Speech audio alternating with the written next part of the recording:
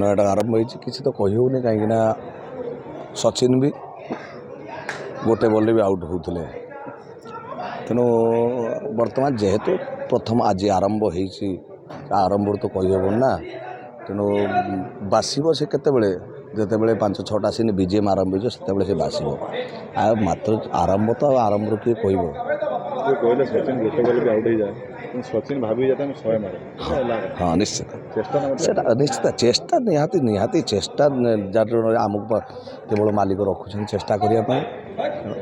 ଦେଖାଯାଉ ଭଗବାନଙ୍କ ଇଚ୍ଛା ନିଶ୍ଚିତ ଭଲ ହେବ ବହୁତ ଭଲ ହେବ ଖାଲି ଭଲ ନୁହେଁ ବହୁତ ଭଲ ହେବ। ଏଥର ଆଉ ଗୋଟେ ପ୍ଲସ୍ ପଏଣ୍ଟ ଆମ ଜୀବନ ଭାଇ ପୁରା ମନୋବଳ ମାନେ ଶରୀର ଅସୁସ୍ଥ ହେଇଥିଲେ ବି ମନ ଅସୁସ୍ଥ ହେଇନାହିଁ। ଯଦି ମନ ଠିକ୍ ଥିବ ମନ ଯଦି ଦୃଢ଼ ଥିବ ତ ପଙ୍ଗୁ ଲଙ୍ଘ ହେଇତେ ଗିରି ଆରଥର ଡବଲ କୋଟି ବହୁତ ଭାଇରାଲ ଗଲା ଆପଣଙ୍କର ଗୋଟେ ମାନେ ଯୋଉ ଡାଇଲଗ ଆଉ ଚାପୁଡା ମାରିବା ଭିଡ଼ିଓ ବି ବହୁତ ଭାଇରାଲ ହେଇଥିଲା। ଏ ବର୍ଷ ସେମିତି କ'ଣ ଚର୍ଚ୍ଚିତ 2 ଦିନ ଭିତରେ ନାଇଁ ଦୁଇଟା ସିନ୍ 2 ନମ୍ବର ସିନ୍ ଚାଲିଛି ଆଉ ନାଟକ କ'ଣ ଜଣାପଡ଼ିଲାଣି କିଛି ଜଣାପଡ଼ିନାହିଁ। ସିଏ ମିନିମମ୍ 5-7ଟା 10ଟା ସିନ୍ ନଗଲା ପରେ ନାଟକ କ'ଣ କ୍ଲାଇମ୍ୟାକ୍ସ ଆସିଲାଣି ନାଟକ କ୍ଲାଇମ୍ୟାକ୍ସ କିଛି ଆସିନି। ବର୍ତ୍ତମାନ କ୍ୟାରେକ୍ଟର ସବୁ ଇଣ୍ଟ୍ରୋଡ୍ୟୁସ୍ ହେଉଛନ୍ତି। ନାଟକର 4ଟା ବିଭାଗ ଥାଏ ତ ପ୍ରାରମ୍ଭ ବିକାଶ ଚରମ ସୀମା ପରିସମାପ୍ତି। ବର୍ତ୍ତମାନ ପ୍ରାରମ୍ଭ ହେଉଛି ବିକାଶ ହେଇନି ନାଟକ ବିକାଶ ହେଲେ ସିନା ଜଣାପଡ଼ିବ କ'ଣ ଘଟଣା କୁଆଡ଼େ ଯାଉଛି। ତେଣୁ ବର୍ତ୍ତମାନ ନାଟକ ସମୁଦାୟ ଆରମ୍ଭ 1 ନମ୍ବର 2 ନମ୍ବର ସିନ୍ ସମୁଦାୟ ଚାଲିଛି ଆଉ କହିବେ କେମିତି ବଦଳି ଯାଇଛନ୍ତି କାଳି ଭାଇ ଆସିଛନ୍ତି। ନିଶ୍ଚିତ ତାଙ୍କର ବି ଓଡ଼ିଶା ସିନେମା ଇଣ୍ଡଷ୍ଟ୍ରିରେ ଭଲ ବି ନାଁ ଅଛି। ଆଉ ମୁଁ ବି ତାଙ୍କୁ ବହୁତ ଇଏରେ ଦେଖିଛି ସିନେମାରେ ଆସନ୍ତୁ ନିଶ୍ଚିତ ଭଲ ହେବ ଯେଉଁ ଭଗବାନ ଯାହା କରନ୍ତି ପ୍ରାଣୀର ମଙ୍ଗଳ ପାଇଁ। ଆଉ ଆମେ ଖାଲି କହିଲେ ହେବ ନାହିଁ ତାଙ୍କର ଅଲରେଡ଼ି ସ୍କ୍ରିପ୍ଟେଡ଼ ହେଇଯାଇଛି। ଆମେ ତ ମଣିଷ ଜନ୍ମ ହେଲା ଅଲରେଡ଼ି ସ୍କ୍ରିପ୍ଟେଡ଼ ହେଇଯାଇଛି ଯାହା ତେଣୁ ସିଏ ଯିବେ ଆସିବେ ଯେମିତି ମଣିଷ ମାନେ ପ୍ରତି ସେକେଣ୍ଡରେ ମଣିଷ ମରୁଛି ପୁଣି ଜନ୍ମ ହେଉଛି ପୁଣି ଇଏ ହେଉଛି ସେମିତି ଆଉ କ'ଣ। ମୁନୁ ଭାଇଙ୍କର ଶଳା ପରେ ଲୋକ ପୁରା ଦିଅନ୍ତ ଅଭିନୟ ମୁନୁ ଭାଇଙ୍କର ଡାଇଲଗ ଶୁଣିଲେ ଲୋକ ଟିକେ କାନ୍ଦି ପଡ଼ନ୍ତି।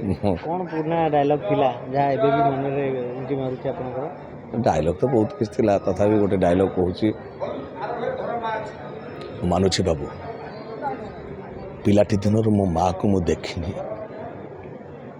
ବାପର ପରିଚୟ ମୁଁ ଜାଣିନି ବାବୁ ଅଳିଆ ଗଦାରୁ ଉଠେଇ ଆଣି ତମ ମା ମୋତେ ତମ ଘରେ ରଖିଥିଲେ।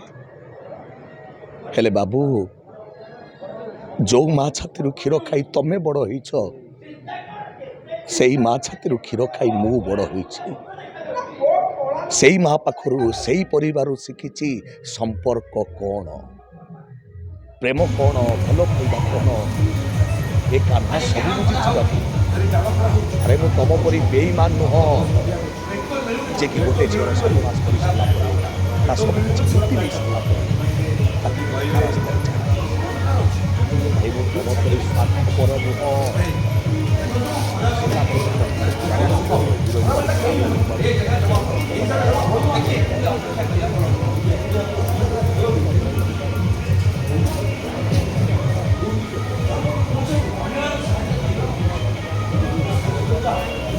ପ୍ରତିବାଦକୁ ଯାଇକି ଲାଭ କ'ଣ ଗୋଟେ କଥା ଆମର ଯେଉଁଠି ଦାନା ଲେଖା ହେଇଛି ଆମେ ଖାଇବା।